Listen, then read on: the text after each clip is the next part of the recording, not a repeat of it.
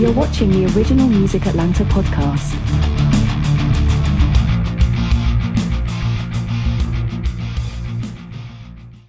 All right, here we go. We are on episode 12 of the Original Music Atlanta podcast. We wanted to do something a little crazy tonight. We're doing the podcast after dark, and what we wanted to do is kind of do the after party. We did all the podcasts leading up to the showcase, the Atlanta music scene showcase that we did down at the 10 High, and we got some of the guys back to talk about the whole event. How you doing, guys? Ooh, we're good. Good. Doing great. Doing great. So we've got Drive 22, we've got Cure My Enemy, we've got Hope's Anchor, we've got Hope's Anchor in a dark box. Harry's in the dark. Harry's in the dark. And so how'd you guys all do this weekend down at the show? One at a time. Let's go with Colt first. Oh, it was really fun, but it was hectic, a 30-minute set with, how many bands were on the bill. There was like 20, 30? Yeah. 26, 13 downstairs and 13 upstairs. There's where Curtis the right had to run answer. both, dude. Yeah. Okay. It was hectic,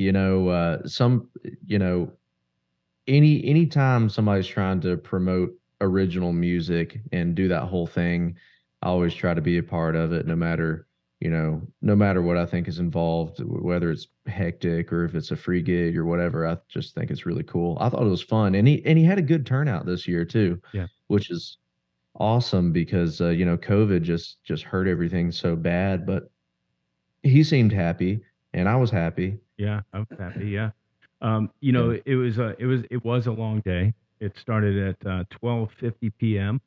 and Jason and the boys in Drive 22, they kicked it off. So how I'm sorry I didn't make it down that early, but how was your set, and did you have fun? How'd it go? Yeah, so first off, like Curtis was awesome, man, getting us set up first. I feel like we had the most time, which was kind of nice, but it was a hot 30, man. I tell you what, it felt like we got on and got off, which, good vibes, good energy, able to get a good amount of people out there early. Love to see the tick marks and some of the fans at Drive 22 showing up. So thanks, guys. And, it went quick. Wish we had more time. I'm sure every band would say that, but we were happy to be there, kick things off, get a little bit of time, because I do think it was kind of hectic for some of the other bands. It's that anxiety as soon as you're done, like, I got to get off the stage with everything I own right now. Right. But that's any place you play. So we're just excited to be down there. And I haven't played at 12:30 since like a coffee gig in December. It's hard to get up for a 12:30 show and bring that energy, right? So luckily got a new espresso machine that I got to test out and try to get the energy up. Nice. That's awesome. Did you find that, you mentioned getting off the stage, and I agree. That is kind of one of the most stressful times for me, because I'm cognizant of trying to be professional to the band that's coming next, to not straggle along and cut their setup time down. So I agree with you. That tends to be the most nerve-wracking time of Well, the show. people, I think people understand that. I mean, there's no ifs, ands, or buts about that. It has to go that way. Like Yeah. I've done it on a professional level, and there's no, you get people pretty hot under the collar if you don't make it happen. If you take time out of somebody else's setup time, you're not going to be their friend for That's long. right. Yeah. And that kind of brings me to in any of these type of shows like this, when you have bands stacked on top of bands like that, you have to have backline, which they did a great job having guitar cabinets, bass cabinets, and a drum set. But Jeff with Hope's Anchor here, you guys, poor drummers, and Rick, the time that it takes you guys to put your erector sets together to make noise, I really feel sad for you guys. Well, it looked like they had a pretty nice. Let me real quick get it out there that I unfortunately couldn't make it. I had prior engagements, but it looked like they had a pretty nice setup. Oh, really? He's the thumbs down. Really? All right. But Jeff had, everybody had to bring pedals, and My thumbs down was the fact you couldn't make it. yeah. Oh, yeah. Well, yeah, that was definitely it was a a nice. bummer. The guy that plays the the regular house gig there, he's got nothing but really nice gear, and so Right. it was a nice 5-piece kit with his hardware is kind of specific and all that. But yeah, Yeah. you're like Yeah. cymbals are easy because he's Yeah. got quick lock cymbal stands, and so you got that. But then if you change out a hi-hat stand, then pedals, and then snare. Yeah. It's just a bunch of little stuff and kind of getting all that stuff situated. By the time your bass player Harry plugs in his one bass, Yeah. he's He's standing there staring at you like, "Hey man, what are you doing?" Yeah. Our bass player. Well, last forgot his year- whole head. Last year we played right before you guys. Say Never did. Yeah. And I played the whatever pedal they had, and it was really weird. It felt completely different than mine, and I was wishing I would have brought mine, but I was trying to keep it simple, stupid. You know what I mean? Just Yeah. throw my Can I cymbals ask up a and play. question? Is your pedal the same as like playing a different guitar? Because I know if I have to pick up my backup guitar, I've been playing I'm like, oh man, it's a little bit different. I need to take some time. Could you take me? Is that like a good analogy? Different Yeah. guitar, different pedal. I would say so. Yeah, at least some guys can sit behind anything and play it and do great, but like for me,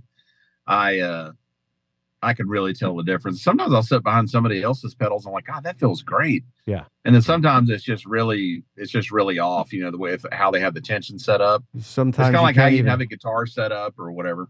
yeah. Sometimes you can't get any swing, like no punch. Right.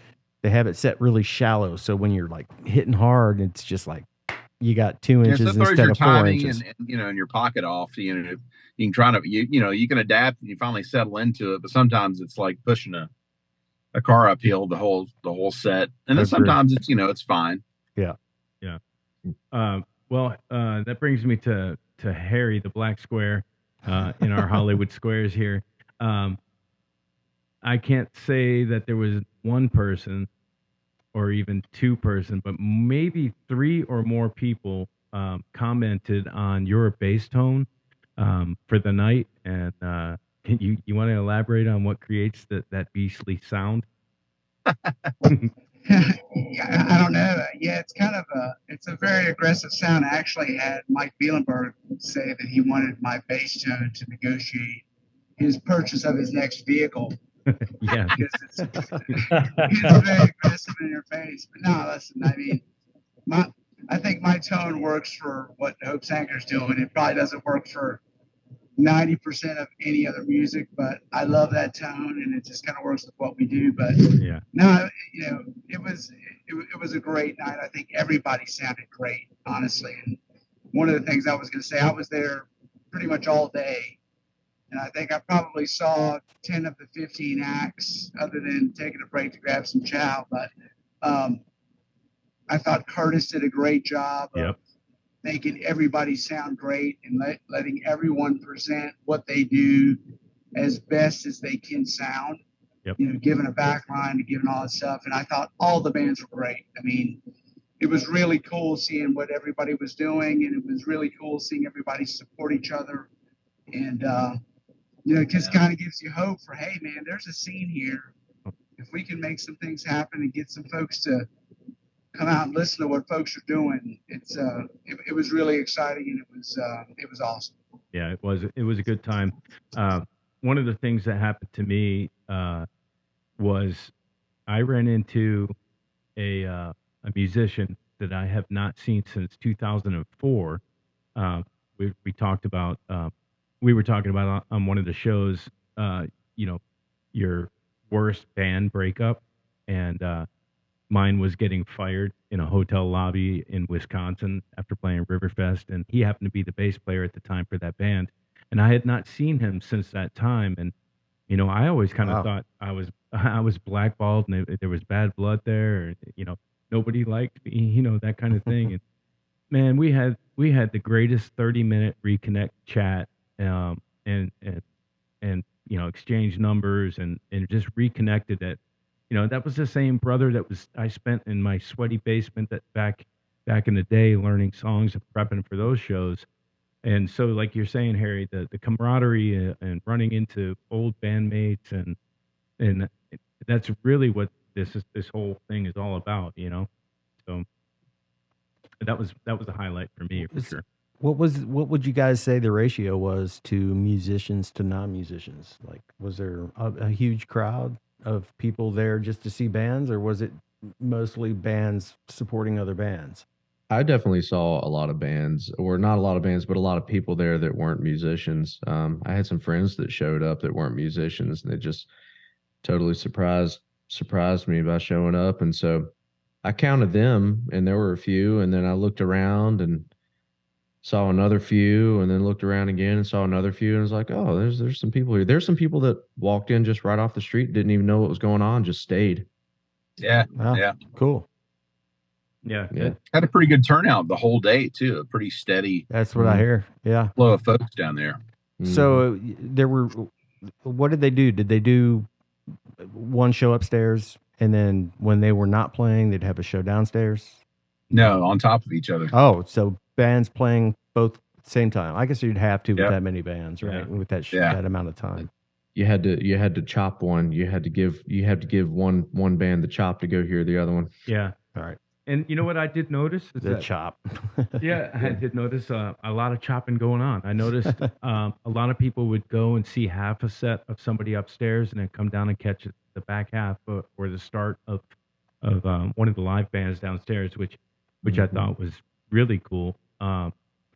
You know, there definitely was a lot of musicians supporting musicians, but there. I went upstairs and there was a lot of folks. I had a handful of friends come out and went upstairs and to catch it. I don't know who they were. The guys with the big hollow body guitars. Yes. That was a blast watching Animals? them. And then I'm gonna say that must have been Hot Rod Walt at Okay. 8 that sounds about right. before Dixie Duncan at 8:45. Yeah, I believe that was. Yeah. And so I haven't seen Dixie in years, and like way back when me and Corey Lowry had a studio together. I think one of the very first bands we recorded was a band called Echo Valve, and he was the bass player. Right. And it's kind of kept up with him on Facebook and stuff, but I hadn't seen him in years. And so that's like the first time I actually got to see Dixie, do his thing, and saw a few people upstairs, went back downstairs. It was nice. It was a breath of fresh air to see bands, guys like us that have been doing it for years. I mean, there were some musicians there that I've been playing the Atlanta music scene since like the early '90s with, and you're like, that's awesome. And then new people and people in between, and then so much good original music. You're like, it's a breath of fresh air to remember that people are still writing good stuff, putting bands together and playing it. I thought all the bands, everybody I saw played really well, sang well. Like people were on point and brought it. There were no, weekend warriors that just wanted to go do a gig. Like everybody was intentional and put the work in. And I thought it was great. Yeah, That's good. what I think was the litmus or the barrier on that Scully. Oh yeah. Scully's not going to book something that's not Quality. capable of really adding something to the show. Yeah. So Jason, who did you see and what did you see that you hadn't seen? You guys are kind of somewhat new to the scene with Drive 22. Yeah. But what did you see that went, wow, okay, that's I'd have never come up with that one.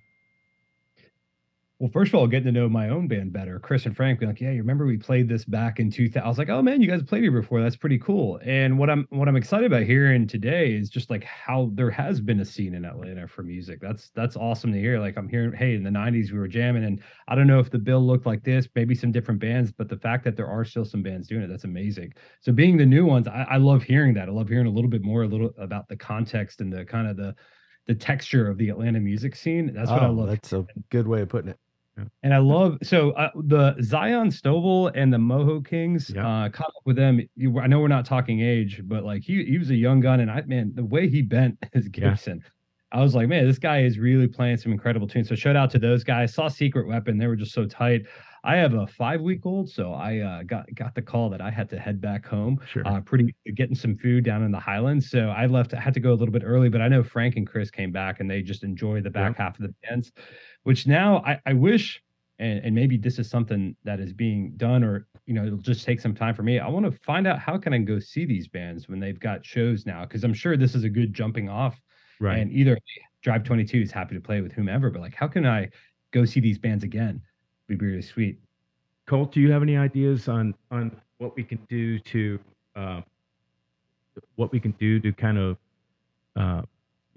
rally the troops as far as a one-stop shop for being able to find out what's next for Cure My Enemy, what's next with Hope's Anchor, what's next with Drive 22, what's next for Animals, other than following everybody's Facebook page. What do you think we could do? Well, yeah, we could be a cog for that. We could be the place to go. Make sure you put it on Original Music Atlanta podcast, and then we can advertise it. You guys should start a Slack channel that like where we can all see all that stuff, and all of it is just kind of shareable directly from Slack for our own Facebook pages. I love coming to y'all's Facebook page. I think that's great. Drive 22 is happy to sign up, but it gets so intentional when it's a message and not the algorithm on Facebook deciding if I see it or not. Yeah, like I'm getting a message, which is really nice, and I care enough to keep that turned on. You guys can push my messages all day. I'm happy to. That's cool. Well, Colt, can you explain to me what a slackjack was? That slack? Colt, let's give Colt this. Colt, what is a slackjack? Do you know?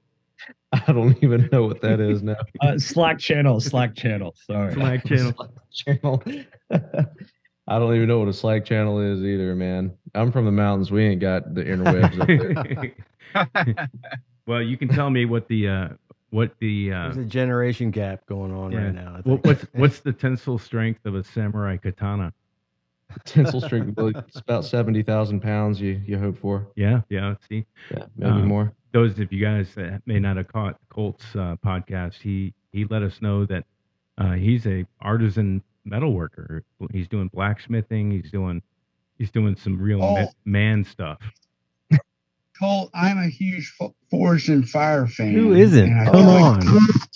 Oh my God, I feel like I should be making like some, I should be some sort of Sanmai blade, like out of whatever's at my house. Wow, you know what Sanmai is. Yeah. I've watched so many of these shows. I feel like I could do it at this point. My wife won't let me put a forge in the garage. Oh, so, you'll have to come to my shop. I can't imagine why.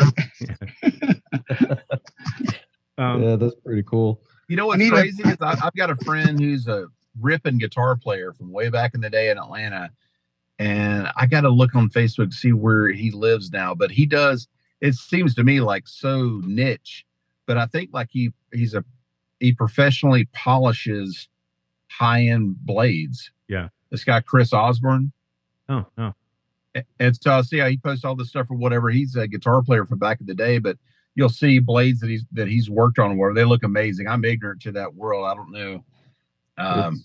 It's definitely a crazy world. And if you get into the handmade blades, they're not $40, $50. They're not $200. They're going to be about $2,500. Yeah. Right. Depending on what they should be. If you look at the amount of work that goes into them. So. Oh, it's crazy. And it ain't got nothing on this. We can't even see that little thing. Yeah, I can't see that's blurred. It was blurred and little. Yeah. Do you have something you could show us, Colt? You got anything close by? Oh, that's a good question. Man, I just mailed off my last knife. Let's see if this shows up at all. This is called a Kumai blade with mammoth molar as the handle. Oh, are you getting some prehistoric mammoth? Mammoth tusks? Molar. Yeah. Is that legal? Oh yeah. Yeah. Well, legal, you can't ship it overseas. I had to find a certified fossil dealer. That can't be cheap. Don't we all have to do that at time to time? That sounds really expensive. I hope you find this picture. I want to see. I do too. I don't know if you can see it. Yeah, I gotta know now. Can y'all see? Oh, wow. Yeah. Look at that, dude. That's Yes, beautiful. sir. Yeah. Good Lord, that is amazing. So That's etched, etc. I like it. Yeah, so that's on top. You probably can't see it, but that's 300 layers of Damascus, and then As it should be. yeah, and then there's copper going through there. So you infuse the copper with the Damascus, and that's what's called a Kumai blade. And you have to fuse them together. It's a little bit tricky because the melting point of the copper is different than that of the melting point of the steel. So you have to make sure not to squish your copper out of the steel when you're getting your billet down to thickness. Wow. That's Um, freaking awesome. Speaking my language, Colt. Yeah, the most I've important. watched so many of these shows. Harry, you're gonna I make feel like I Harry know wreck. this. Yeah, there's a little movement here. I'm not gonna lie. Hey, Harry, are you which quadrant of the backside of the moon are you calling from? I'm Because sorry. your signals, You're a little tinny. your signal. I think you might be going through the what is the Van Allen asteroid belt. I think you're It's passing. all good. I'm gonna draft Ray. I've got to pick up a 10-year-old from a elementary school glow party. So pray for me. Okay, well, we're gonna keep Colt's knives out from the front side of your amps so that they don't get destroyed and seared from the melting. What did you call it? The melting point. Oh yeah, melting point, I guess. Yeah, where the copper has a different. Yeah. So, Yeah. all right, Harry, we appreciate. We love you, Harry. Yeah, we appreciate you coming on, and Thanks, guys. we'll catch you at the next rehearsal. Take care. All right, see you. See you, buddy. So then, Jeff, it's down to you. I'm looking over there at the show the other night, and I was having a little bit of an issue with my Kemper. I plugged it in, and it's a powered Kemper. I plugged that in, and I was getting nothing out of the power amp side. So I started freaking out just a little bit. And Curtis talked me off the ledge a little bit, but then I looked over at you, and you had it looked like you were carrying fine china silverware, all these plates and of cymbals over there. How many cymbals did you end up using that night? And you had to change over everything that the previous player had? Yeah, sometimes they do it different. Sometimes there's pedals up there, and then if somebody wants to use their own, they can. And then, and then sometimes it's a little different. This time around, had to have a snare and hi-hats and 3 crashes and a ride cymbal and partridge in a pear tree. Yeah. Well, you brought up one cymbal that had like a bunch of holes in it. Hell yeah. I was like, what is As that? well you should have. What is that cymbal called? It's basically a fancy trash can lid. Yeah. Okay. All It's like for people if you want to have like a the kind of a china effect. What was but it? The without China, Holy China? the holy china. Yeah, Yes. it's without the painful volume of a china. Yeah. And it's You really can get a little quick. bit of a cool crash. The Chad Smith. Yeah, like the effect symbols. Yeah. Those are my favorites. But Cole, Yeah. have you ever thought about trying to dabble into that type of metalwork, or is that a whole different? Yeah, it's a whole. That's kind of a different realm. I would have to research it before I attempted to do it. But it's possible. I mean, it's a thing that they do. It's hand hammered. Brass. you would and need all to that stuff. incorporate a lathe at some point.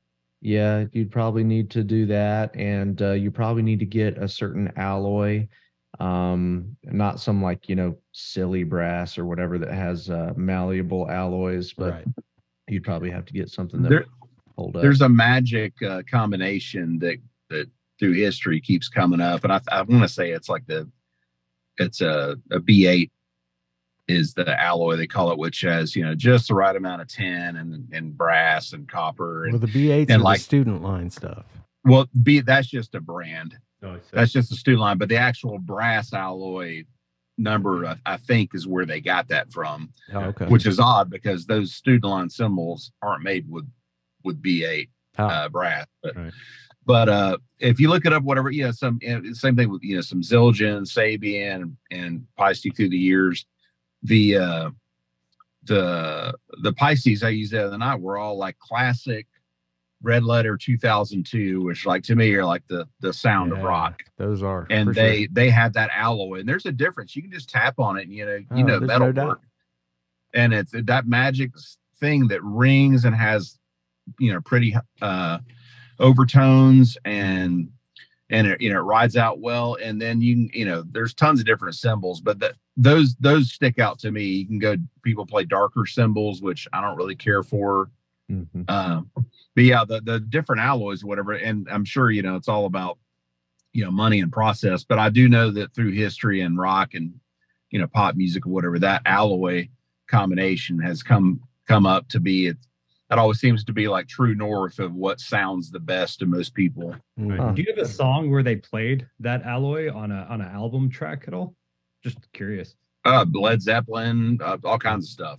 Okay, Yeah. okay. Well, the hand If hammer. you look it up, you'll find which symbols in history, because I think it's I have the 2002s, I have Signature Series, I have the 2002 Big Beats, which are a hybrid of that. But I think the 2002s, like I had the other night, which are real classic rock. You can see tons of guys through the Alec Van Halen he was a 2002 guy. I had like a million of them. Yeah. But that real bright, shimmery, Big washy. kind of rock sound or whatever. I think that's that B8 Pro or B8 something.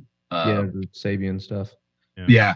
Colt, did you find out what the element is that we're looking for? No, I didn't look it up.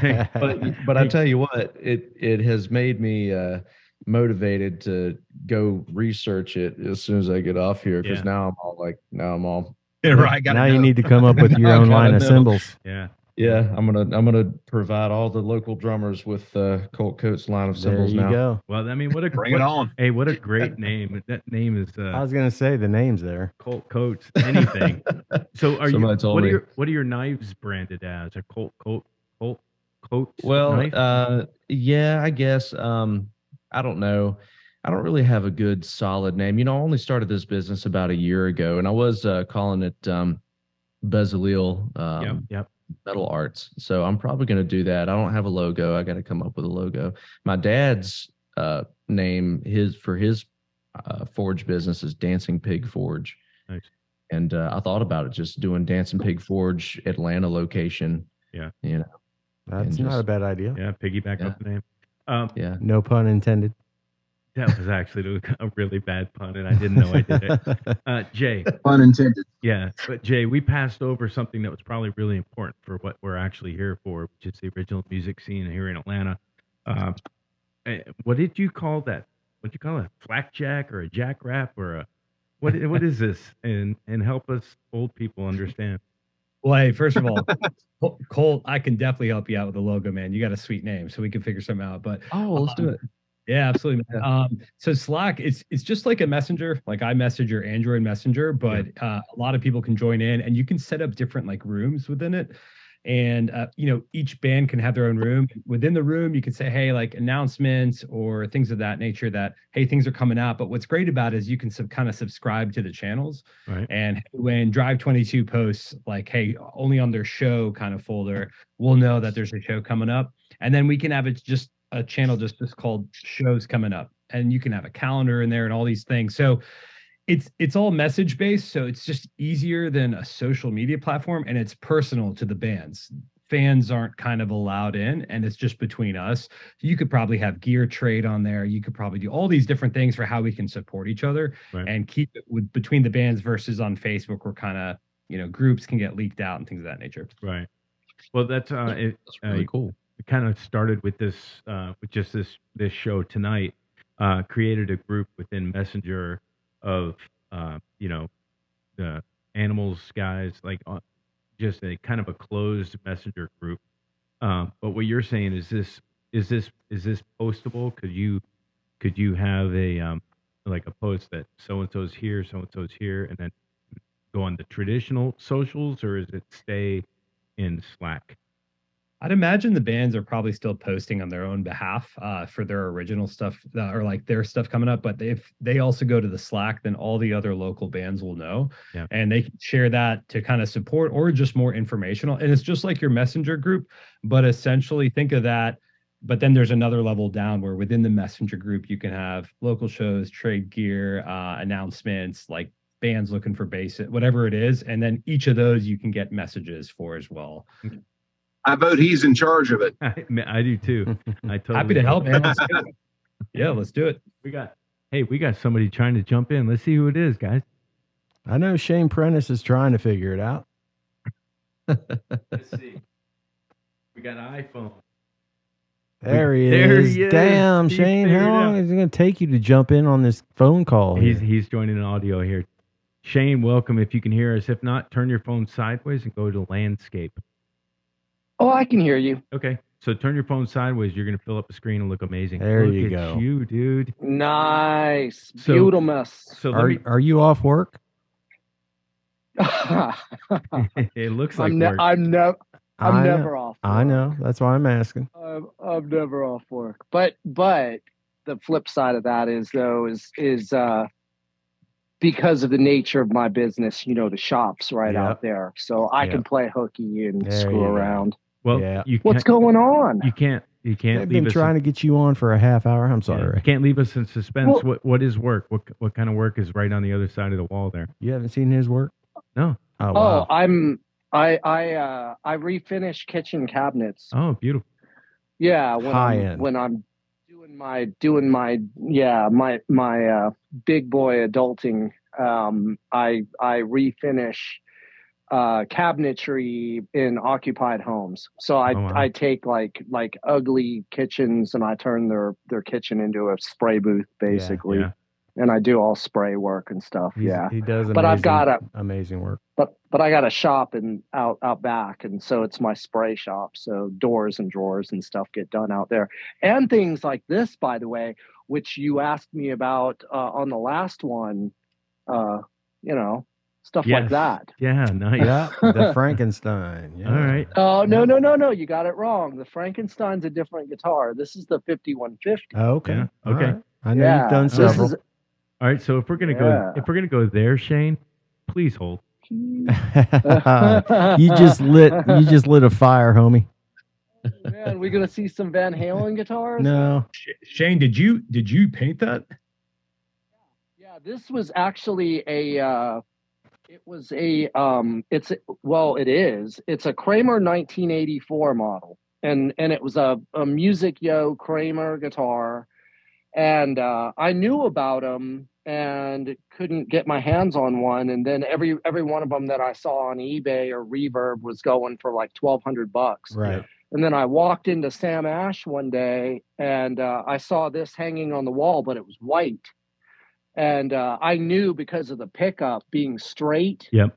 I was like, that's not a Beretta, Yep. Yeah. a 1984. And I grabbed it off the wall and looked at the back plate and I saw Kramer 1984 on it. Wow. And they wanted $500 for it. Yeah. Holy So smokes. I took it home and stripped it. And I did one paint job on it and I wasn't super crazy about it. So I actually Yeah, I know you doubled it. stripped it. Yeah, I stripped it and redid it. But it's like a bougie version of the 5150. It's Yeah. got way too much clear on it and everything Nah. for it to be like Well, You if it was like the original, it would have caverns. cigarette where- burns and Yeah, all keep- kinds of shit all Keep over on it. playing, Yeah. brother. It'll Yeah. get there. Yeah. So the Yeah, question, Killer guitar, man. yeah, it is killer. The question that comes to my head initially on that is it the Floyd that's on it? Is it a German Floyd by chance? Do you know? It actually is. It's not a licensed Floyd. It's actually a German Floyd. I replaced the blocks with titanium blocks from Sure. FU Tone. Yeah. And I also put a big block on it. So I ordered one of those big, thick, fucking heavy. Yeah. Can you curse on this? What it is? Hey, this Well, is the after party show, so this is the late night version of the podcast. So I guess we're okay.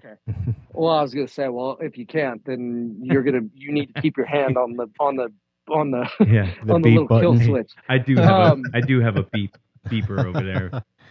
It's beryllium. Well, yeah, I don't know how much of this you can see from that camera, but Show them your sparkles. yeah. So this is I got into doing metal flake finishes, and I had this hardtail Strat, which I'd never really seen before. A Strat with a hardtail, no tremolo, and I proceeded to cover it with as much silver bass boat metal flake as I possibly can, and I think I ended up with, Even did the neck. yeah, the back of the neck, the whole This design. thing is beautiful in Yeah, person. It that. really is.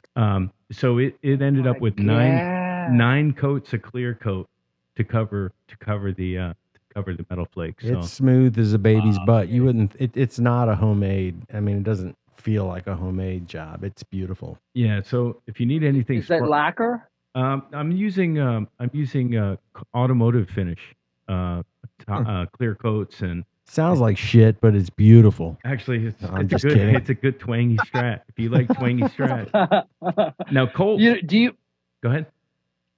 actually buy into that theory that the more product you put on a guitar, the more it kills it? I buy into the theory that Like tone wise. yeah. No, I do, but I buy into the density of the wood makes a difference, but it's the pickups and it's the hands, in my opinion. You know, if you I can, agree. if you got good I do hands, too. you can make crappy pickups sound great. You know.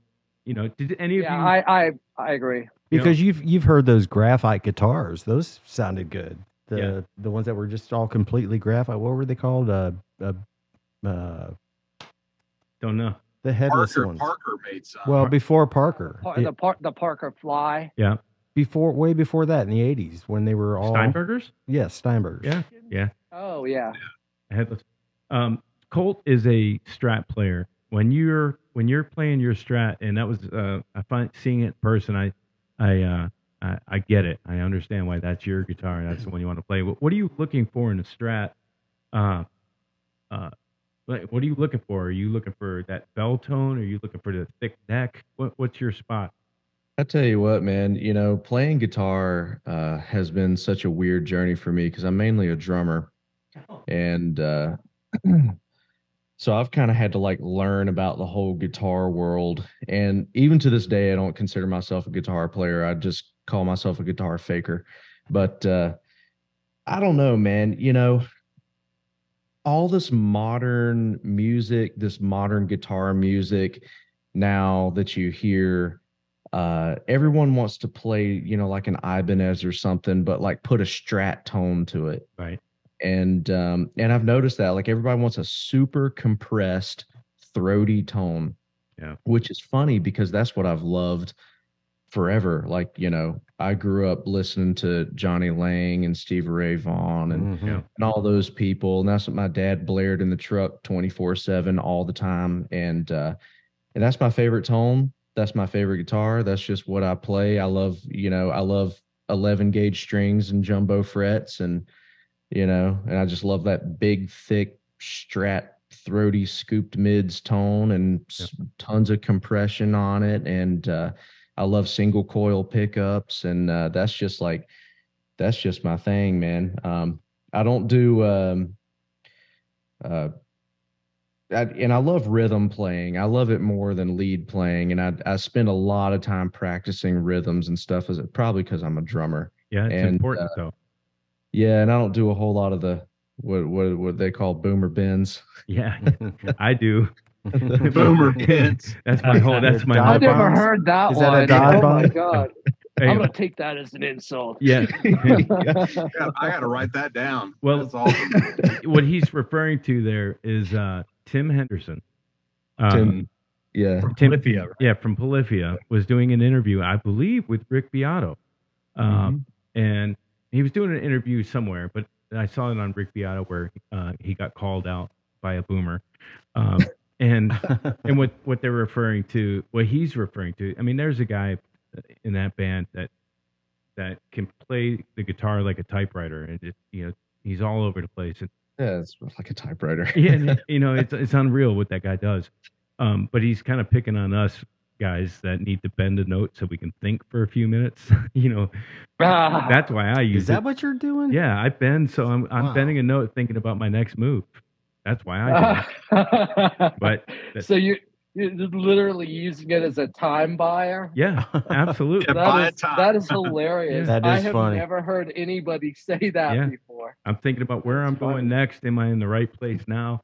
But I also do it with intensity. Like I'm an old blues player too, and if you can't bend a whole step and then put the sweetest vibrato on top of that, or the angriest vibrato on top of that, there's two different things there.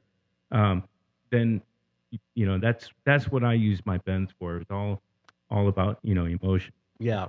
It's Well, a lot of that modern style of playing that you hear Tim Henson do is from metal. Yeah. And if you if you listen to a lot of modern day metalcore, deathcore, you listen to Lorna Shore or whoever, you hear them play, and metal players, even when they're playing lead, they don't really bend their strings. It's not, it's not the 80s, it's not the 70s, it's not the 90s. It's just like they do this really mathematical kind of playing style. And if they want to, they'll do like a bend simulation where they just slide up real fast Right. or something, or just slide up and slide back down.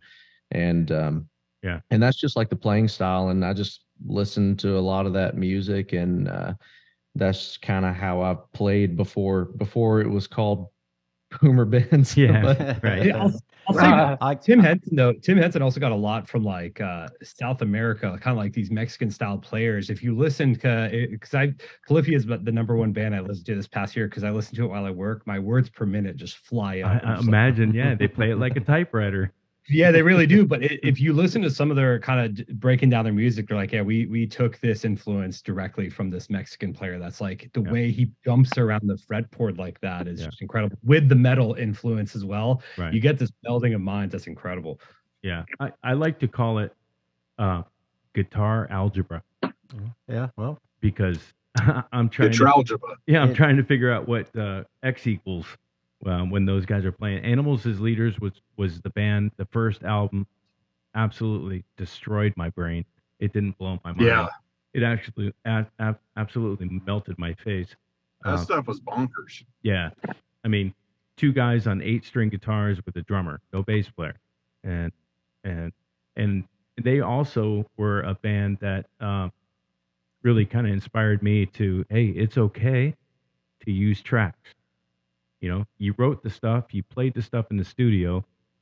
It's okay to use it live. It's part of your sound. yeah, it's like needing a third hand. Yeah. That's, I mean, in order to play but that you did it, yeah. So. kind of stuff, that's my opinion anyway. I'm gonna go on the record on the Original Music Atlanta podcast, and I am a backing track advocate.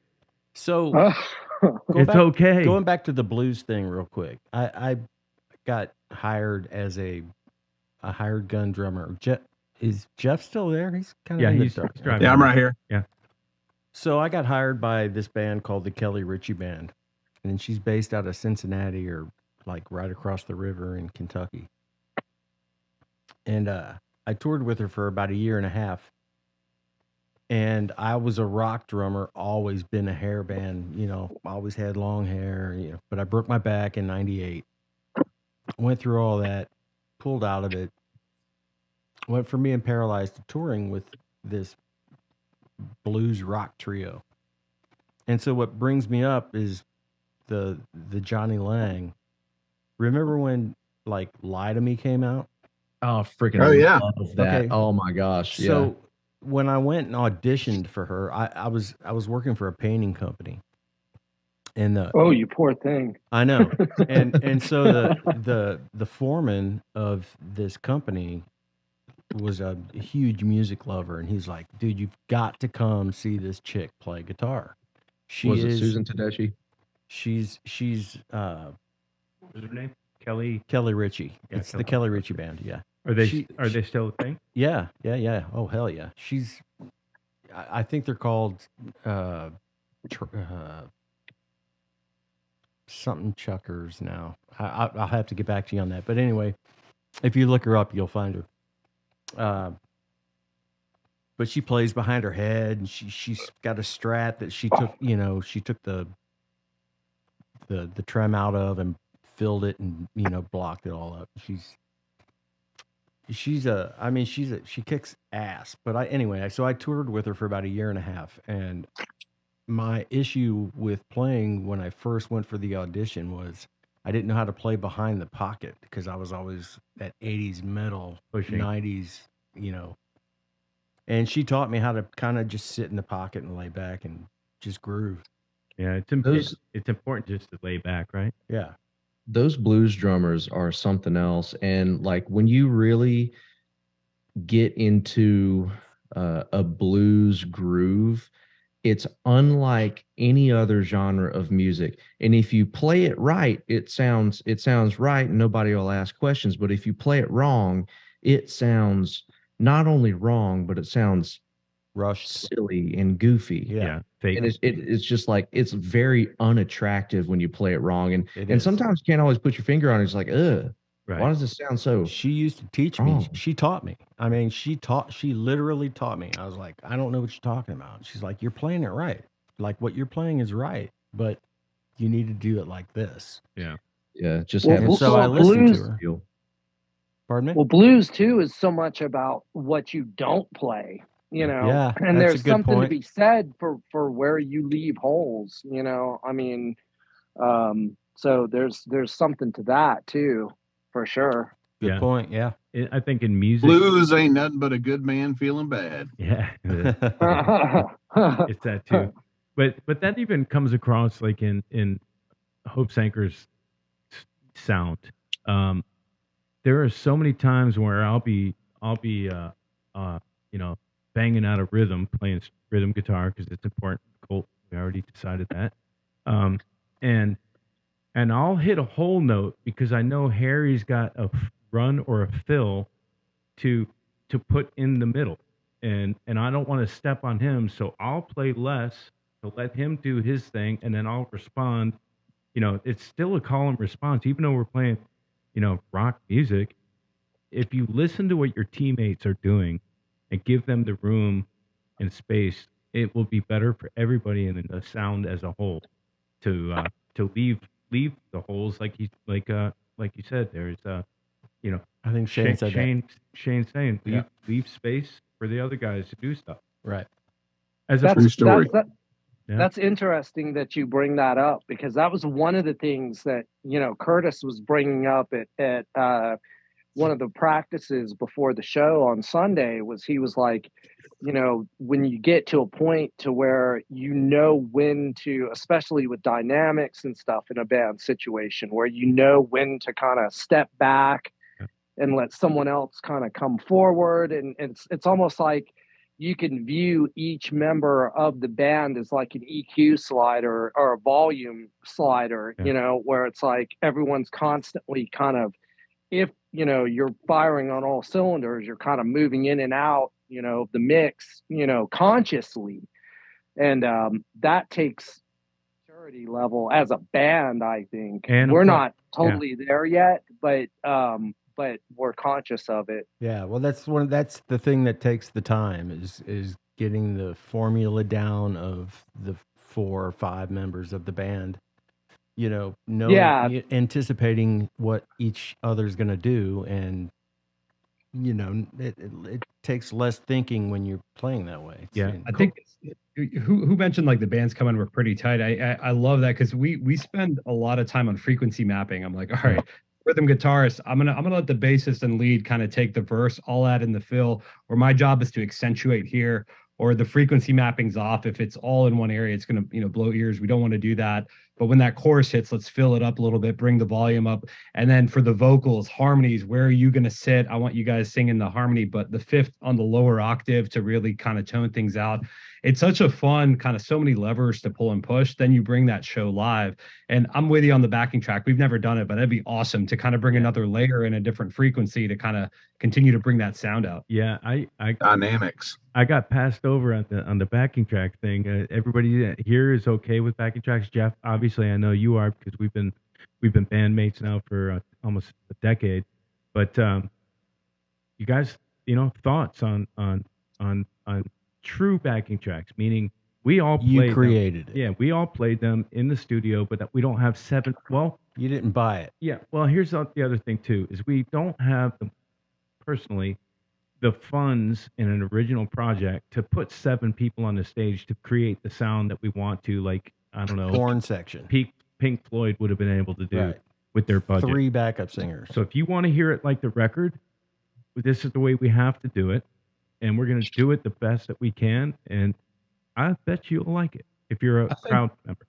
I think the way that y'all did it was probably the best way that I've heard it in a long time. And uh, I mean, there's always a thing like you could go almost too far to where it turns into canned music where it's just a singer, Yeah. and Yeah. but I think the way that y'all did it was perfect, and I heard it and I didn't notice it until about the middle of y'all's set, which I noticed that your sound was really full, and I noticed that you had support, and I was like, oh, they got a little extra support. That's really nice, and I thought it was perfect, but I don't think Thank there's you. anything wrong with backing tracks. Me personally, um, I I I don't know. Everything that I record, I try to make sure I record it so that it can be reproduced live just with what we have on stage. And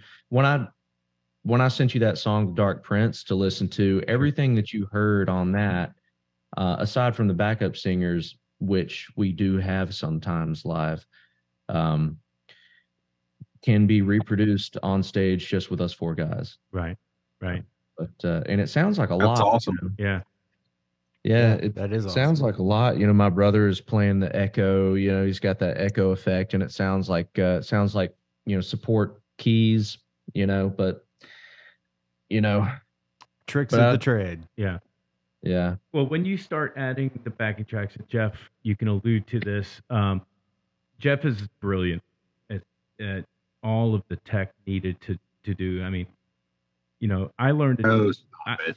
I learned a lot of what I'm doing right here for this podcast uh, with time spent with Jeff, seeing what gear he's using. I wouldn't have built this in-ear rack without what I learned from him. And then he comes to this show being a blow and go, and he's like, "Hey, this is what I'm going to use." He holds up his phone. I was like, "What are you going to use that for? You making a phone call during the show?" He goes, "No, I'm going to run the tracks from this." I was like, "How are you going to run the tracks from that?" Yeah. And Jeff, can you elaborate on how easily a band could actually incorporate if they've got their stems in a DAW, which anybody that's listening to this would know. If they got the stems in a DAW, how do you get it to that point, and what can they use to help their live sound?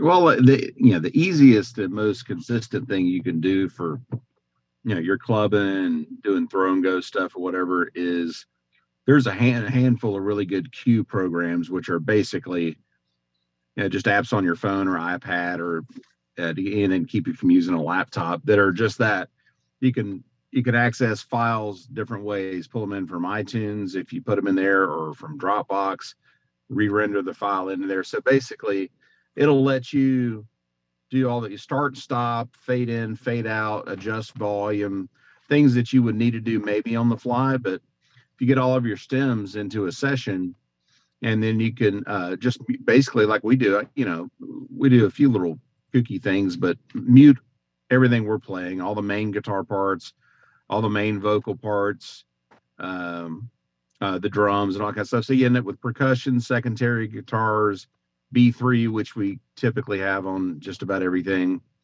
And then if there's any secondary, backup vocals or whatever, we'll have those on there, stuff that Harry and I, can't do at the same time.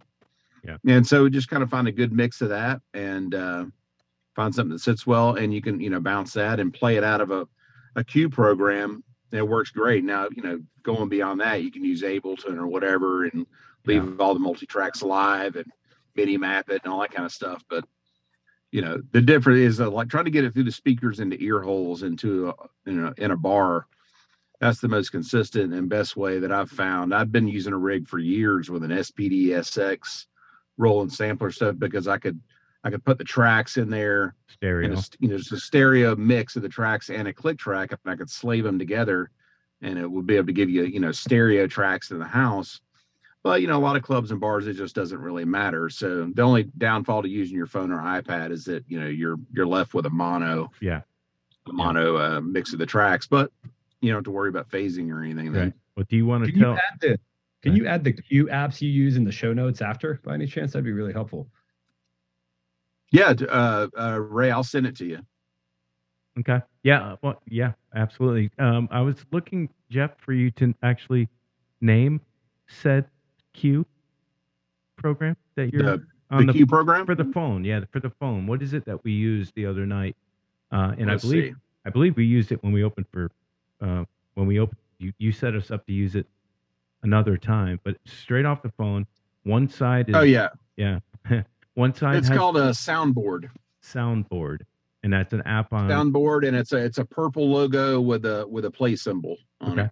All right, and that allows. And a cool thing, if anybody's going to use that, is you can, if you put your tracks like if you use iTunes, you can access them there. But a more consistent way to do it is, I'm a Dropbox guy, so Yeah. you can bounce files directly to Dropbox. But in this, you can import them into the soundboard from Dropbox, and it will re-render it into the app, so you're not playing it from the cloud, and you're not You don't need internet for that at that point. You don't need internet, and there will be no tomfoolery. Your phone in airplane mode or silent mode and play them, and you won't have any. Yeah. Well, no problems. I think that would. I mean, I wanted to be transparent and help anybody that might be wanting to do this type of thing. Is that Tyler? That's Tyler. Tyler, what's up, buddy? Hey, Man, how you doing? Doing well. We were just talking about you know, we were just talking about you, wondering where you were. yeah, we were, Wonder no longer. I'm right here. yeah, I hear you. But yeah, just there are options out there that can be used. Anybody with an iPhone, he said it. In that application, you're running mono tracks, which most house, PAs are probably still going to be that. But then the click goes to, in our case, the drummer, and he always tells me. Imagine that. Yeah, he always keeps telling me, if you just listen to the the kick and snare, you should be okay. I'm like, well, one of those guys. Yeah. Unless you're in Giza is gone, Right. then it's all out the window. Right. Which is right. which is another level of doing it. Like he mentioned, and I don't know why we're giving away all our trade secrets, but I think that's what we're here to do. Yeah, it's okay. We use Ableton, and in Ableton, It's the greatest thing on the planet. it's crazy. It makes things so you don't have to. You can still play without thinking if you're. I mean, at our age, you know what I mean. But it just helps you. You know what I mean. It's just a tool to use. That's like, okay, cool. Well, it helps you Here's what we are. because we all have the click track. We all and we use cues. Like I'll say the name of the song before the song. It'll do an 8 count click in. It'll go into the song, and then I'll have cues verbally in my ears. Don't screw this up. It's the verse. Go into the bridge. Don't mess up. And so we have the backing tracks coming out stereo. I'm triggering video. I got MIDI commands controlling lights. I mean, Ableton was made to do what you guys do with it. Yeah, And yeah. in Giza, it's perfect for that. Absolutely. It's perfect for what, and you guys do an amazing. If any of these guys have ever seen them, it's Bless you. insane. I mean, it's tight. It's musical. It's crazy. It's really original because nobody's doing it, and they do an amazing job of it. And you just sit back, and there's so much music and video and cool stuff coming at you and telling the story. And but none of it's here's the deal, is same with that band or the same with Hope's Anchor. I can go unplug it and throw it on the floor, and we'll mow down the set, and it's not going to be any different. Right. You won't hear any B3, and this will sound a little different, but we play and sing all the parts. Yeah. You guys are playing. You're playing guitar the whole time, playing drums, playing bass. Yeah. And you never stop. It's just support for, you guys are. There may a be some three-piece. background percussion. We're a 3-piece with a singer in Hope's Anchor. And in this band, it just makes sense to do it the way we do it. I've played in bands where you're like, all right, man, Yeah. Well, it's one of those things too where like I was saying before, if you come to a Giza show, it's almost as if you've gone to a movie and a live band broke out. All of a sudden a band just happened a band is scoring live all this crazy video.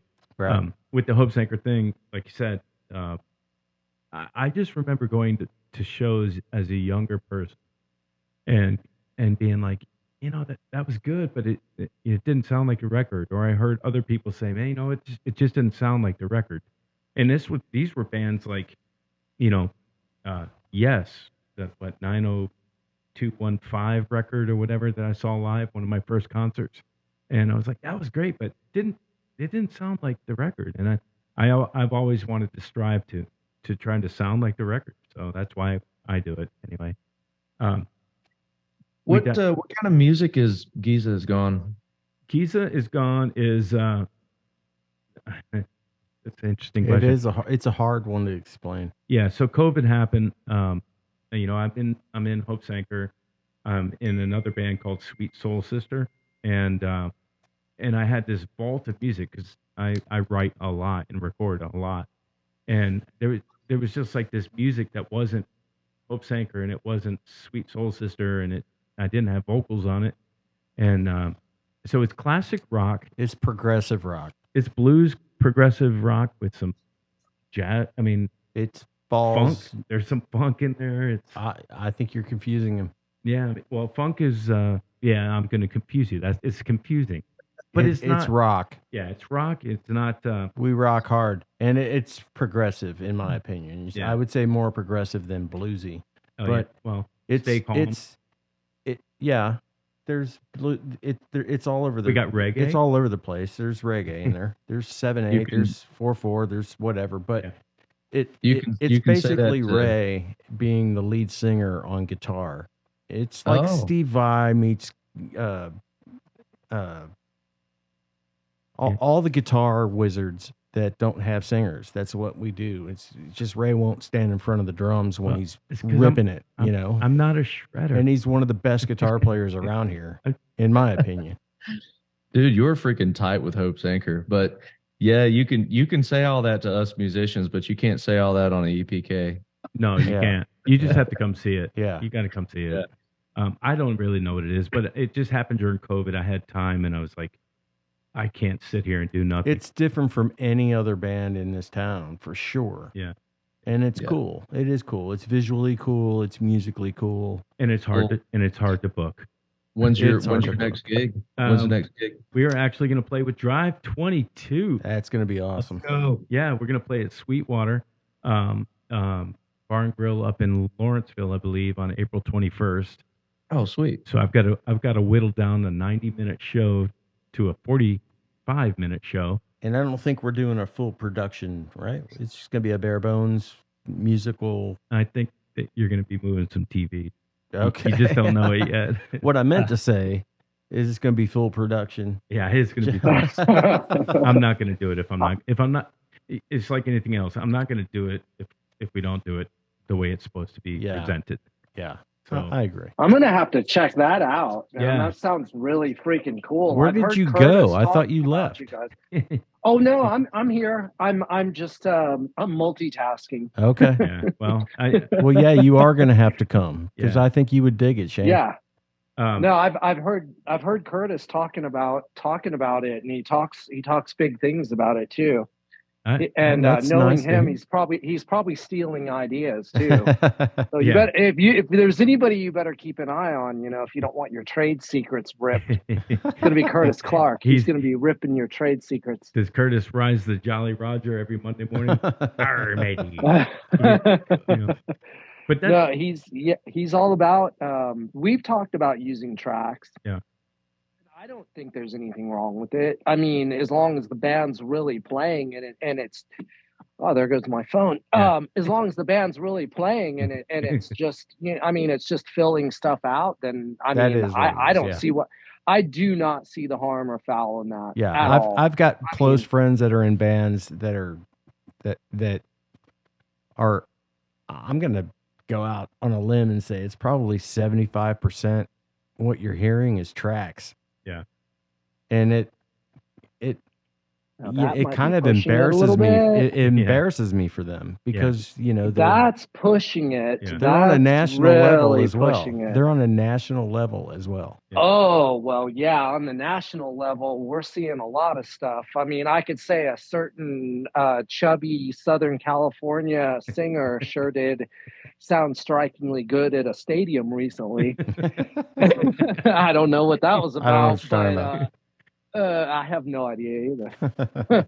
Well, Can I just say, like, we're like, you're coming out to see a band. We're gonna put on a show for you, both to listen to the Yeah. music, entertainment. So I love that TVs are getting hauled over to Lawrenceville. It's gonna be awesome.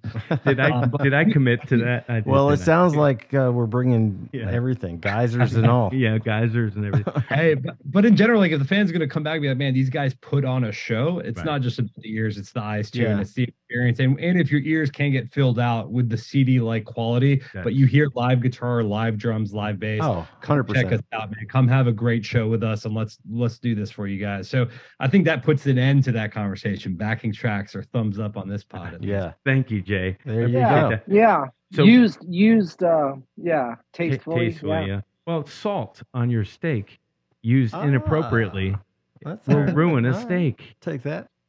It's a little cilantro on your taco. Yeah. So we're going to be playing with Nobody's Darling, I believe, and we can announce that, or if we can't, sue me. I don't care. But so I believe that we're going to be playing in April 21st. I think Giza's going to go on at 9. And then, are you guys going second or? Great question. I believe. Let me check. Let me get back to you. And just so you know, Evan's going to come on and actually be on the podcast as well, the promoter of the show up there, and we've got really good feedback from everybody down that was on the podcast prior to the showcase.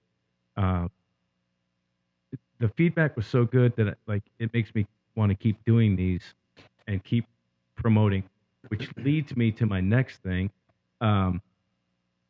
I went last night to a venue here on the north side of town, outside the perimeter, might be in a little area called Johns Creek, that is craving what we're doing. And they need a little bit of help to get their sound system going, which I put them in touch with a qualified sound guy last night. I'm not going to name the venue yet, but Can I? 10 High's inside the perimeter. No, I know who you're talking about. But the 10, yeah, you do. But the 10 High, so what I'm looking to do is get a venue like the 10 High with Curtis. The speech he gave on stage about live music really gives me hope that that we may have a location to do some showcase thing inside the perimeter, and then this place outside the perimeter. And what I would like to do is similar to what the showcase happened on Sunday, but instead of doing how many was it, Jason? 26 bands. 26. Yeah. Instead of 26, we're doing 3 bands. Each band gets, a proper 45 minutes, or even 2 bands that get a proper hour show. Yeah. But doing that type of thing, but doing it once a month on a regular at either or both of those locations, and kind of keeping. It's a really cool room. Yeah. Yeah. I played there twice, once with you and then once with a cover band I was in. It's a great room. Yeah. They just didn't seem to be able to get the steam rolling, and I think it was just ownership. I don't think it was anything to do with any. The food was fantastic. Yeah. Everything about it was cool. So we may have a location coming up that we can do some stuff. Now they were talking about Tuesday nights. Guys, your thought? that kind of. Your thought on a Tuesday night show? Anybody? I say it blows. We did Tuesday night up there at Mad Life and pulled almost 100 people. Yeah. So it worked. I didn't think it was going to work. I was like, man, ain't nobody going to be here, but 100 people showed up. We did a Wednesday night and pulled about 160 or 140. It was like 120, 125. Oh, okay. But yeah, it was a Wednesday. Hey, I think the pros for a Tuesday are you're not battling Friday, Saturday, Sunday, other plans. Right. And kind of, it really depends on the people. I mean, in general, you want to say, hey, Friday night, come out and they make a night out of it versus, hey, I'm going to come see you. And, I got work the next day. So maybe I'm not going to get as. That's the problem, right? Yeah. Yeah. Well, I mean, make it an early show. I mean, early. Yeah. Start like like first band goes on at like 7 o'clock. The show ends at 9. Yeah. That Yeah. would be the way to do it, I think. We actually, when we did Mad Life, that's kind of I think that's what we did. What time did you guys start when you played Mad Life? On a Tuesday. We were the last band to go on, so it was like 8:30 or something. But I think the whole show started at 7 Yeah, or 7. that Yeah. sounds about right. So how many bands were there? 3. Oh, you had 3 total. So how long were the sets? Like 30. Yeah, we played a little longer though, I think. Yeah, they're Each not. Each band was playing like 30-ish minutes. It was kind of loose because there's only 3 bands there, but it was nice. There's a lot of people that came out and they're like, oh, 7 o'clock, I can still get a shower after work and I can make it to the show. And then it ends at 9 o'clock and I can get back and be in bed by 10 o'clock. So it's fine. Right. Yeah. So the only other thing then is ticket price. Yeah, I know they get kind of, it. The tribute bands are getting really high dollar. Yeah, $49 a ticket for Garth Brooks tribute. I'm going tomorrow night. My wife wants to go with her girlfriend group and a couple of the husbands to go see the Foreigner band out in Cartersville, and it's $45 a ticket. $45 a ticket, What? and you got to drive to Cartersville. I'm like, man, Yeah. if you want Wait, whoa. $45 Yeah. a ticket well, listen, okay, so on New Year's Eve, maybe. well, listen, What Yeah. the fuck is that? now With listen, dinner. listen, let me get this point across. There's I'm friends with all the guys in all the tribute bands around town, and I'm not going to mention names or bands, but they are getting that. There is a Premium. There's a premium on. there's tribute bands that are making $75 a ticket in Elton. town. Elton John. Elton John Yeah. at Mad Life, and selling out 2 shows in a row. Yep. There's the Bon Jovis, the Def Leppards, all those bands are making it. They're pulling it in and they're getting it no problem. They're selling out Well, And I'm weeks before. and I'm fucking painting kitchen cabinets. Yeah, you are. Yeah, and you're really good at it. And you're Why really didn't think anybody about tell your- me this? Fuck this original shit. No. All All right, you're black him out and Shane- get Jeff back on so I can see him. Shane just quit. Colt, what are your thoughts, man? This is You're where fired, Shane. this is where this conversation needed to go. What do you got? Well, I mean, you got to think about your audience too, man. You got to think about like who you're playing to, because these guys, think about the people that go and consume tribute bands. It's going to be Yep. vanilla soccer moms. Yep. Right. It's going to be people that are scared of new things. 100%. So like, you gotta there's a dividing line, and I hate to say it, but you can't cross that line. It's like you can't go play to that crowd because they'll boo you off the stage, or they'll be like, "This is weird," Yeah. And those people can't go cross the line into the original music place because it just doesn't happen. And I don't think it's like a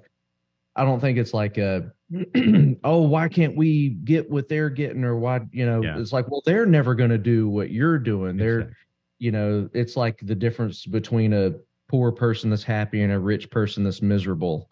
It's like you just choose a path and you go that path and you stick with it, and you might have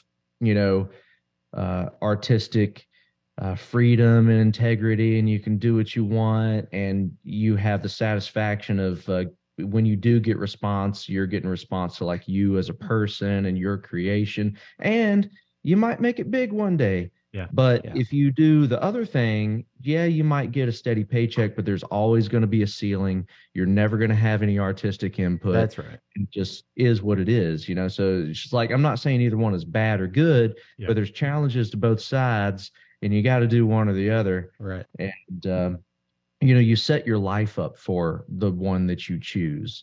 Yeah. And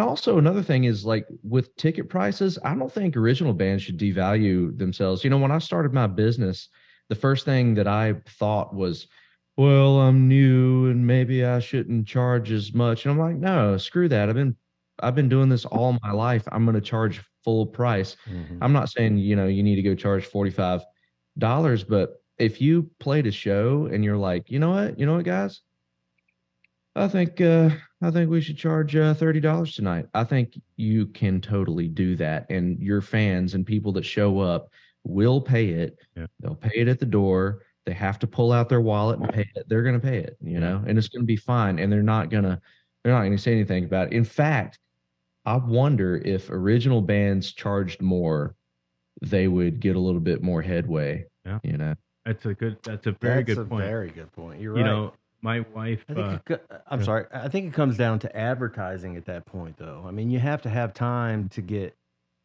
the show set up, and you know, people have to have time to know when it is. oh yeah, Well, yeah, booking in advance is not the issue. It's you know, like what he's saying. It's you have a show. It's in 6 months, hypothetically, and you know, you advertise it as, you know, this is a band that's coming to town, or it is from here, and you know, come out and support. You know, my wife has always said that if you give something to somebody for free, it devalues it. Like they don't That's a true cherish it, statement. you know? Yeah, If I Yeah. got a free guitar, I wouldn't mind if I dropped it. As that's much right. as Exactly. If I spent $900 for it, you know.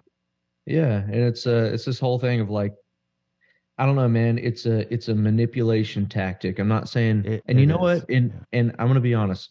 All manipulation isn't bad if you are a genuine person wanting to do right. Promotion is manipulation, you know, all the stuff. But you know, it's weird, man. It's just like you have to somehow bring some value to yourself. And if you know, it's funny. I'll tell you guys this story. My dad, when I was playing drums with my dad, I would kind of freak out because he would book this gig in the venue or the restaurant or wherever he was playing. Like, he wouldn't advertise. I mean, he might put one little post on Facebook, and we'd go to the show and there would be like 100, 200 people there, all there for him, and they would know his songs, they would sing his words, and I would be like, Dad, you got to promote, man. You got to do something. These venues are going to get mad at you. They're going to get pissed off. You got to do something. You got to let them know you're going to be there. And one thing he said to me is like, I don't give a damn if anybody shows up. Yeah, I love like, that. He's like, in fact, I hope they don't show up. And I'm like, and you know what? It worked every time. Every time. For some reason, if he just didn't give a crap and just showed up and just knew his worth and charged what he wanted at the door, it worked. And here was I, you know, here I was with my little, you know, band that I had. And I was like, come on, guys, please come see us. Come on out. You know, you take the picture of the empty room and you're like, we're getting ready to start. It just looks pathetic. Right. Yeah. And it's just like, you got to stop doing that, man. You know, you got to get a little cocky. You got to get a little bit of an a-hole sometimes. Yeah. But you also got to put on a show, right? So, and for the guys on this, not a problem, but maybe the band's listening, like if you're going to get charged, so let's just say $30 to come see a show, you're gonna have to put on a wonderful show. Think about the value stream for Scully's event. It's 26 bands, $20. Like, man, that's, if you do it per band, that's an incredible value to come see some local music. Or you go the tribute bands, even, right? Like, hey, you're pulling on an emotional string for me, and it's worth every dollar to come see that for that night when the Bud Lights hit and I'm hearing that track. Like, everything feels good, right? So as an original band, is like, how do you pull that out of your crowd? What I think I liked you said, Ray, is there's this idea of a cadence to say, hey, monthly, there's going to be local music from a great original bands and they're going to bring it. And I think if you can establish that, so Tuesday becomes a little bit less relevant. I don't care what day it is. The cadence is what kind of got me excited about what you said. So I think it allows for the planning. It allows for people to know what the date, and then, man, like what we're gonna do in Duluth, April 21st, people come out, check it out. We're gonna put on a show for you guys. And while I don't know what the ticket charges is with the team over there, regardless of what it is, you're gonna see something great. And there is this, if you read Predictably Unrational, there's this great book out there that speaks to that manipulation you're talking about, Colt, where you're able to see three prices. There's optionality, and there's a really expensive thing on the menu when you go to the restaurant. So you then order the next thing down doesn't seem as bad, and that's really the price we wanted, right? So in the last thing is, you think about kind of where we came with, people were selling their own Bitcoins, and it was, hey, buy my Bitcoin because you get this, this, and this. And it's like, maybe you get to hang out with the band after, you get to do this, and you have a different ticket charge. And it's that optionality once again. It's like a little bit more expensive. What's something else bands can do when they're hanging out with that? Is there a tiered pricing potentially? So just a couple of thoughts as I'm listening to this great conversation. Great thoughts, dude. I Excellent love the thoughts. angle that you come with. That was amazing. Yeah. And I love it because, and all of this is inspiring me. This idea of doing a once a month or whatever. With what Colt said, I'm thinking, you know what? We don't even say what bands are going to be there. Make it a mystery. It might be Cure My Enemy, Hope's Anchor. It might be Dry 22 and Animals on the Roof. Oh, there was this really cool concept that I read in a music business book, and it was talking about how to pack out a venue. And one of the things that they said was make every single gig a show, like make it an event, not just like so and so playing at so and so, but just like make it an event, like this is the so and so event or whatever at this venue. And one of the things he said is he called it, what did he call it? He called it the I don't know, something out of the hat show or something. And so they played a show, and they had like 4 or 5 bands there, and every time they would get up on stage, they would throw all the band names in a hat, and then an MC would get up there and they'd pull the band name out of the hat and be like, all right, so and so's playing next. Wow. And That's and kinda it cool. yeah, and it packed the place out. They sold out.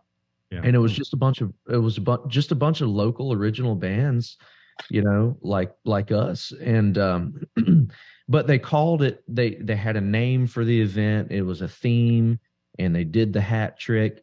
We did a show one time with up in Virginia with another band of ours, and it was 2 original bands, but it was us versus the other band. Oh wow! And what we did was one band played a set, and then in the middle of the set, instead of having a third band, we had both bands on stage, 2 drum sets, and we kind of battled back and forth with like solos and genre of music. And we had one guy MC like in the middle. He was like, all right, let's see who can play the best rock riff. Okay, you go. Cure My Enemy, go. Yeah. And like somebody would play something, and it's like, okay, now y'all go. And then the crowd would be like, they were all into it. And then after that was over, the second band would play the ending set. Yeah. And I can't remember what we called that show, but it had a theme, and it packed out, absolutely packed out. Yeah, that's a great idea as far as so I wanted to come up with something. Everybody knows in this town what meddlesome is. Oh yeah. What is our word for the original the original concert event? It's got to be something and don't spout out anything right now, but I want everybody to think about what we can call like I wanted to call this like the League of Justice for Original Music, kind of a group of people, groupthink, where we do these podcasts and we talk about these types of things, but some sort of a name that we promote under, that hey, such and such is going to be at this venue in Johns Creek. That's that same event. Boom, we're taking it down to the Dark Tenhot, But come up with a creative, Jason, this is in your lane, bud. Come up with an original creative name for what it is. Yeah, we're trying to do. What we're trying to do, Palooza. Yeah. Palooza's already been used, but that's exactly what I'm talking about.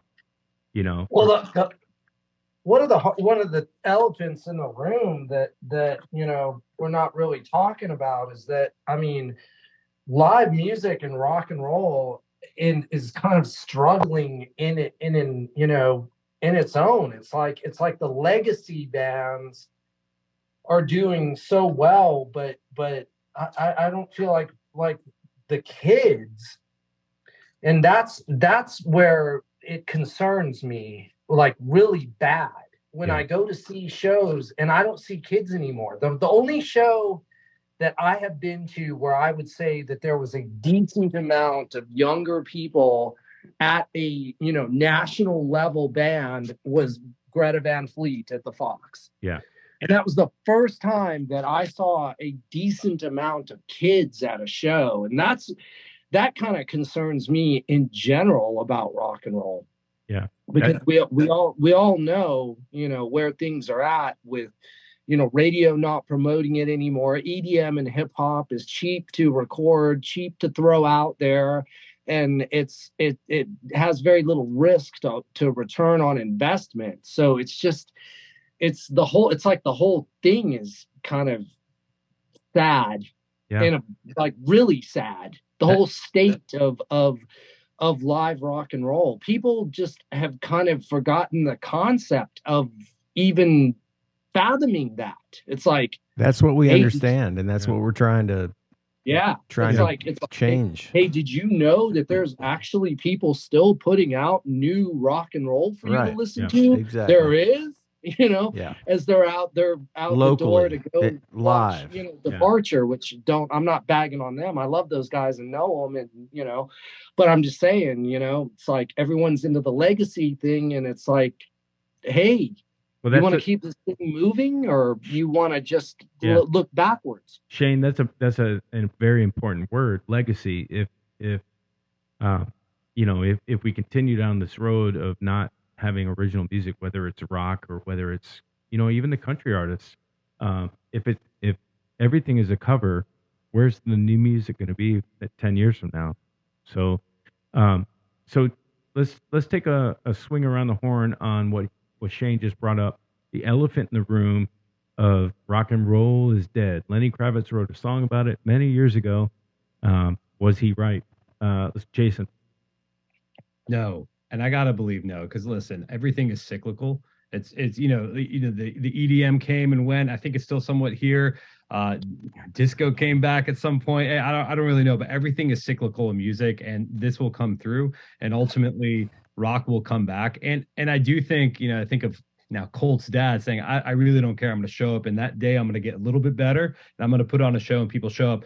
I not to sound too catchy or whatnot, I was in West Asheville maybe about 6 months ago, and I went to go I heard about this show where they're doing paella tasting, bourbon tasting with comedians and musical acts, and they literally put together 4 or 5 really different things together, and the place packed out, and it was incredible. And not that I'm ready to make paella for 200 people, but what I am interested in is these places. I mean, if they pair a bourbon tasting, maybe get people that didn't know about original rock bands still putting out, and partner together that kind of experience with live music, it's not like they're going to be there and have a bad time. So I do think there's an element where we have to start partnering together. And once again, that value of the ticket, why should I come out? Music's great, and you've put on a wonderful show, and I know you guys, that's great. But to get that person, we kind of have to start expanding the denominator of people that even know we exist, to get those follows, to get that ultimate understanding that people are still doing it. And then it slowly goes from word of mouth that, hey, on Tuesdays, the first Tuesday of the month, this great, the incubator of Atlanta original tunes coming out. Yeah, I think that's a great point. Colt, what are your thoughts? I don't think rock and roll is dead, but I do think there is a matter of authenticity. And I think we gotta think outside the box a little bit. And I'm going to say something kind of controversial, but, this might, give me some enemies, but do it. We'll cure them. I don't know if the whole support local music thing is very positive. And it's like it's almost like begging, like this whole like come on, guys, support the local music. I think people should support who they want to support. And I got to say, there's some local music that I don't really care for and feels like they're taking up space. I mean, I mean, I hate to say that. That sounds really mean, but also at the same time, it's just like, go see the most authentic local bands and the ones that are thinking outside of the box, and they are the most authentic and blazing new trail, and they have their own personality. They're automatically drawing fans. Their band is growing, and if you have the right, you know, if you have the right thing going on, your band's going to grow, whether it's local or not. I mean, you know, I can name 2 or 3 people of my friends who are, you know, my age or younger, who had an image and had their own thoughts, and their band is huge now. You know, they signed to major labels, and they started off, and it just grew, and it's because they were authentic and they didn't beg people to support the local scene. They had people that liked them for them. You know, I agree with that. I agree with the very first thing you said, that it does seem like we're all trying to kind of beg to get people to come out and see us. Yeah. I do believe that we're authentic. I believe you guys are all authentic, 100%. But the question still begs, how do we get people to come see us? You know what I mean? The event. I like the event idea that Colt said. I do too. Yeah, totally. You gotta think outside the box. I'll give you one more example of the event idea. And every time I've done this, it's packed the place out to where they can't fit any more people in the room. Out there. Well, Sweetwater Brewery booked me and Last Chance Riders and Nobody's Darling a few years ago, I guess. And we went there and played, and John Woods of Last Chance Riders, and it was just a regular gig. It was just 3 bands going to play, you know, kind of a late afternoon slot at the brewery on their outside stage out there. And John Woods made an event, and he's like, "Oh, we got to share the event, guys." And he called it Bands and Brews. Mm-hmm. And for some reason, it got shared a bunch of times. And next time I looked on it, there was something like 2,000 people had clicked going. Wow. And they thought it was a Bands and Brews festival. Right. And through that entire day, there was like, I don't know, close to 1,000 people or something. Yeah, it was over 1,000. Yeah, it was, wasn't it? It was over 1,000 people that came through, and I couldn't believe it. That's a great idea. I was like, this is a freaking glitch, you know, like, and I've done this. I've done this 3 times, and you talk about getting people out to the shows. I'm not saying you have to do the event thing every single time, but you do have to think out of the box. You gotta offer people something, because here's the thing: if your music is public, it's not yours anymore. It belongs to the audience. Yeah. So like, what are we?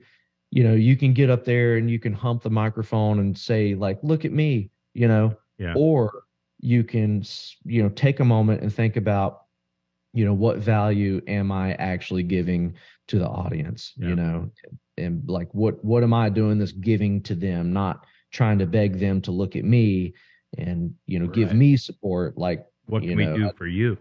Yeah. What can we do for you? Yeah. Put on an event, think outside of the box, do something, you know? All right. Well, I think that's a good spot to do our homework. And let's come up with an event title. I like Bands and Brews at that point. Pretty much everywhere we play is gonna have Bands and Brews.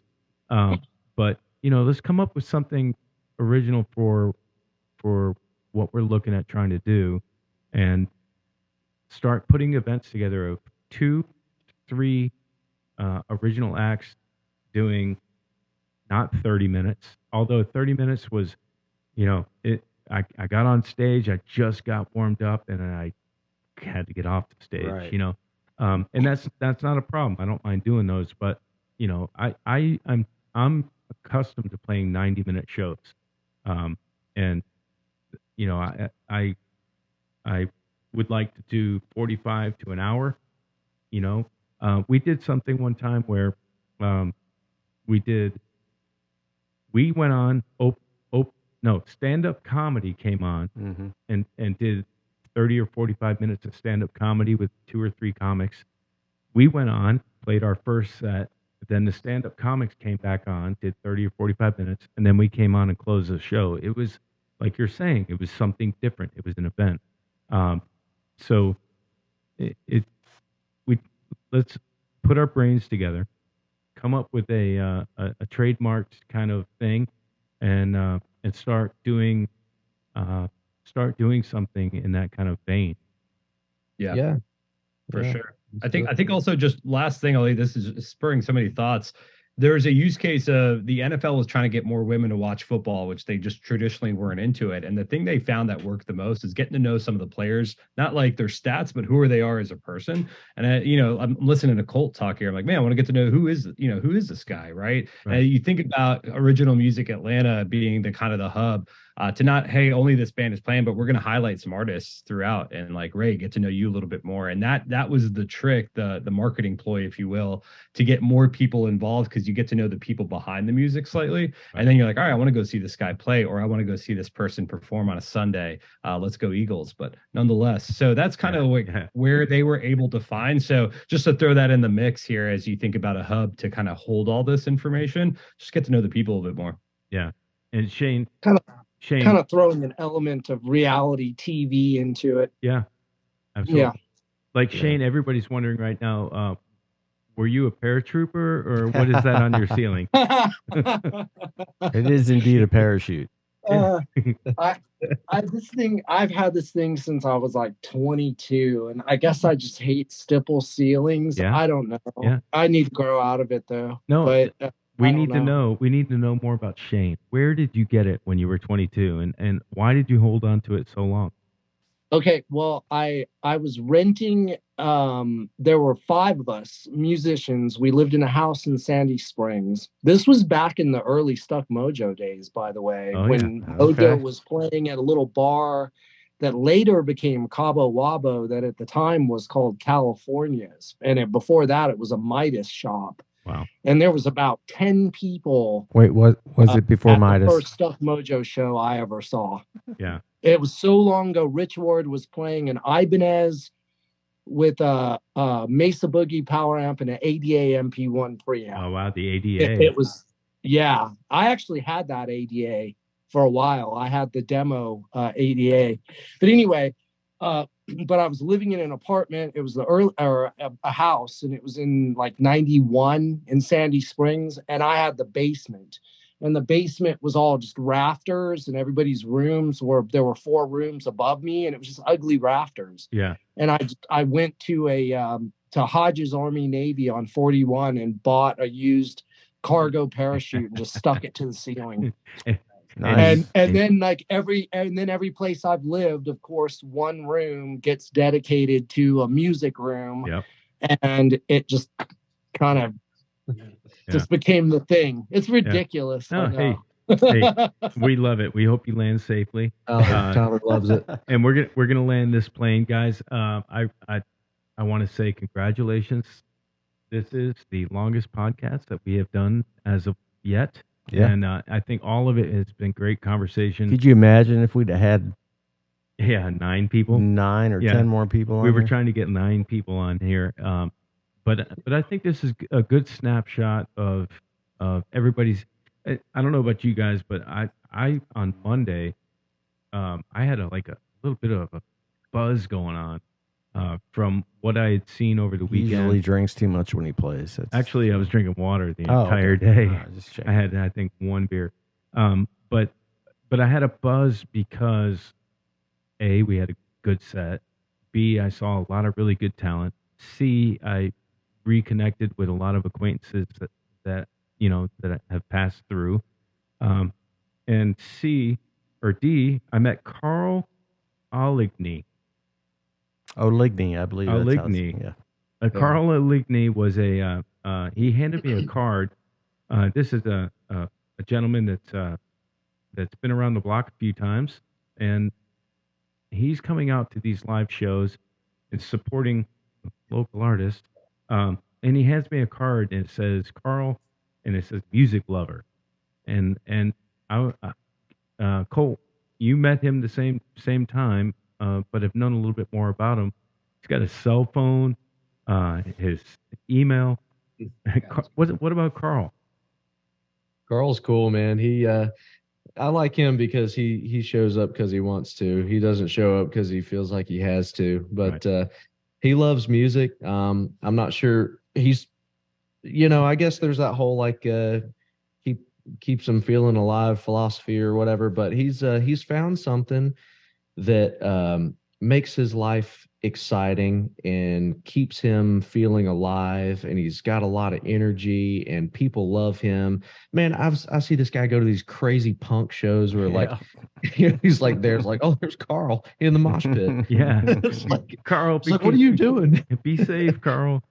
Yeah. Carl's awesome. Who is he? He's just a local guy that just literally like he's a dude in his 70s who just, I mean, he goes to a crazy. He loves all night, styles of music. Yeah. Yeah. Every night. And he goes to like loud shows, quiet shows, all kind of stuff. You'll see him in a Metallica shirt. You'll see him in whatever Scully shirt. Yeah, Scully. yeah. His card says loving life and loving music. Carl Aligny, music lover. And I'm honestly thinking, guys, about having him on the podcast. 100%. Because I want to know his story. I want to be Carl. Yeah, right. That's what I was gonna say, man. You'll live to be 100 that way. Yeah, no doubt. Yeah, well, dude, like, that's it. Is that the ticket to it?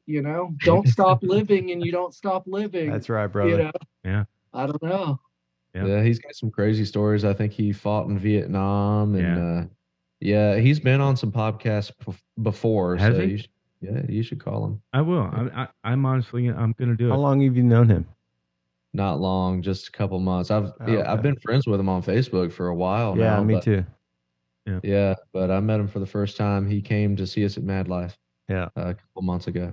So yeah, I've seen him at a couple of our shows, a couple of different bands that I've been in, but I've never actually sat down and talked to him because I haven't had time. Yeah. Well, what's our homework, guys? This is the coach coming out me. Right. The homework is keep that momentum from, and I'm hoping. I mean, I'll tell you guys this. Curtis is really he's really all in with going back to he got sidetracked with Meddlesome was, that's his baby. Sure. And I'm not going to speak too much for him, but I'll just tell you this. I know that he's all in about going back to his songwriter original, rock and roll thing that he was doing for years up until Meddlesome. And Meddlesome, he just like Mark, went off and joined Yacht Rock and stuff like that because guys had bills to pay. Right. But that being said, though, he's really into what we're doing, and he's really into the original rock and roll thing. Yeah. And it's lit a new fire under his ass. Yeah. And I've seen that being said, I can't speak to what he has planned, and I don't know anything, but I can say that he's very lit up about original rock and roll in Atlanta right now. So what that could possibly mean as far as implications, as far as, other things with the club or whatever, I'm hopeful. Again, I'm gonna make sure to let you know I am not speaking for him. I am hopeful, as I'm sure you guys are, that maybe as creative and as he's the guy would have to live to be 1,000 to execute every idea that he has. That guy's brain is never stops, and I'm sure that probably had to get him thinking a little bit about something. I don't know anything, so I'm not, Sounds like you know something. I'm just saying that it wouldn't surprise me if it did. Well, I think let's just put it that way. I think doing the podcast, Curtis and Animals on the Roof were the first podcast. So I had this crazy idea on a Monday at 3:30 in the afternoon. It was 2 weeks leading up to the show. And I just had this this Facebook page, and I'm like, I was going to use it for something else 2 years ago, and it's like, I've got the studio, I've got the cameras, I've got the gear. Anybody that wants to do a podcast, let's go. And my So I said yes. I yeah, was like, so Rick said yes, and now he's like, oh man, really on a Wednesday night? Oh, really on a Friday morning? And so this happened all by accident, essentially, and that the response has made me, like I said earlier, want to keep doing it and want to push harder and just keep doing it. I've got my original bands. We are a yes away from any gig. We're always rehearsed up, ready to go.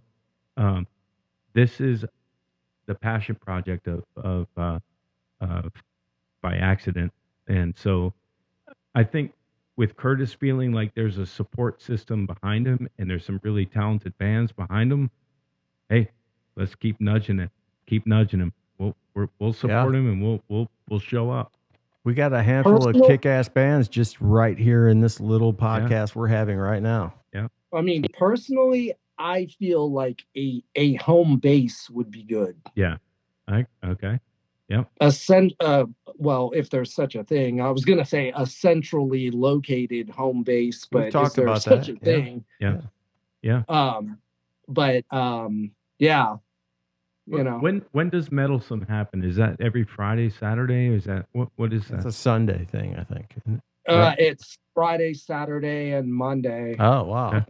And then Tuesday is I think the R&B Meddlesome, the live R&B, and then there's Mellowsome. No, It's like Okay. I mean, he took that concept and really ran with it. When it first started, it was more like what the name says. Yeah.